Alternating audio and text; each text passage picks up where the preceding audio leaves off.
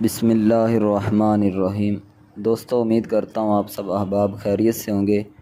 رزق کے حوالے سے بہت سارے لوگ ہمارے بھائی پریشان ہیں، تو آج ایک بہت ہی خاص وظیفہ جو کہ بزرگان دین کا بتایا ہوا ہے، اور اللہ تعالیٰ کے اسم مبارکہ سے یہ وظیفہ میں آپ کو بتانے والا ہوں۔ انشاءاللہ جو بھی میرا بھائی، میری بہن، دوست اس وظیفے کو کامل یقین کے ساتھ پڑھے گا، اس پر عمل کرے گا، تو انشاءاللہ وہ اس کی بہت زیادہ برکتیں اور رحمتیں سمیٹے گا، اور انشاءاللہ خاص طور پر رزق کے حوالے سے اس کی جو یہ پریشانی ہے وہ انشاءاللہ ختم ہو جائے گی۔ لیکن شرط یہ ہے کہ کامل یقین کے ساتھ آپ نے یہ وظیفہ پڑھنا ہے۔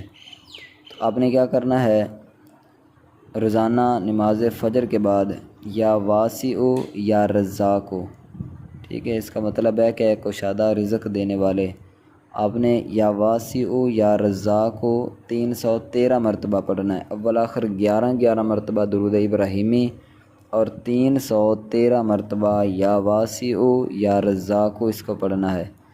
اس کے بعد آپ دعا مانگیے گا، انشاءاللہ اللہ کے فضل سے، اللہ کی رحمت سے آپ کی جو بھی دعا ہوگی خاص طور پر رزق کے حوالے سے، وہ انشاءاللہ اللہ تعالیٰ پوری فرمائے گا۔